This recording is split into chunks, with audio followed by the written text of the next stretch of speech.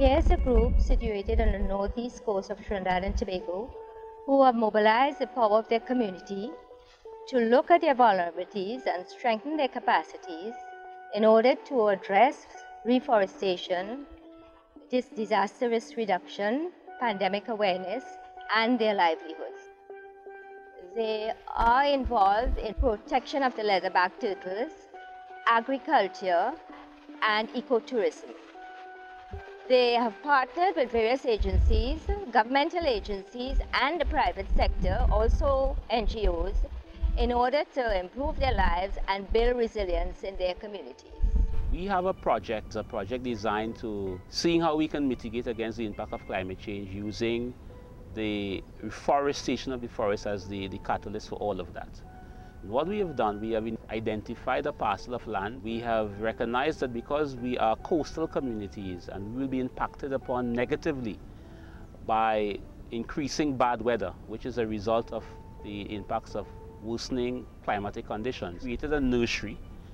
Out of that nursery, we generated forest produce, trees to plant back in the field. The trees were provided by the Forestry Division, and we partnered with the Red Cross Society. And basically what we do, we take the trees that we bring them out into the field and we reforest areas that are exposed to the impact of the bad weather. It's usually the areas that serve as windbreaks for the community, so that as these trees grow, they provide protection and shelter for the communities which are located along the coastline. The areas that are prone to wind damage would be protected, doing something that is geared towards alleviating the impact of climate change on their way of life. We will ultimately be better off. These trees are about a year old. Some of them are 6-7 feet tall, and we believe that in a couple of years' time it will definitely serve to reduce the impact of the incoming northeast trade winds, which really hammers the communities during the hurricane season. So really it's a mitigation against the impact of bad weather, and at the same time providing a means of nutrition for wild animals. And the objective of this initiative really is to create a natural buffer against the impact of climate change.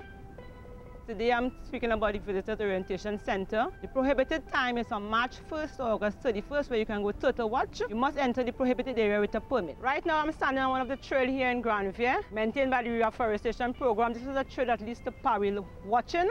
Grand Riviere is considered the home of Pawi. Grand Riviere Beach got prohibited in the year 1997 under Forestry Division Wildlife Section. You must need a permit to enter this beach because it's a protected beach by law. Our beach is unique to many other places in the world due to the amount of turtles that nest at our forefront at Grand Riviere. We always try our best to protect nesting of the leatherback turtles, because if you don't protect them, they will go extinct. So basically, normally what the Forestry Division does also place patrols on our beach to make sure that we enforce the prohibition area, that people will not kill turtles. Make sure we have to collect data information, because all this information has to feed back to know how much turtles that nest at our shores at Grand Riviere. Hello, my name is Captain Mohammed.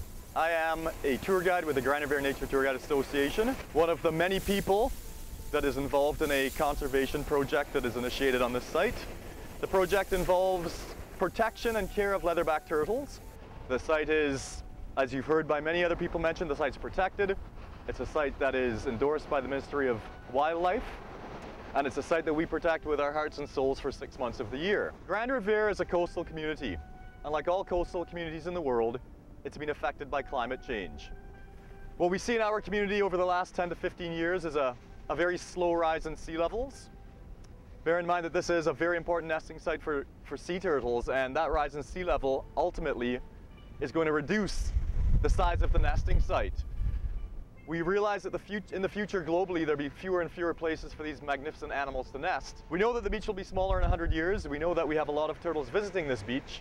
So ultimately we had to do something, and today all we can really do is provide some protection to the offspring in hopes that they will actually mature to become adults and come back to this site to nest in the future.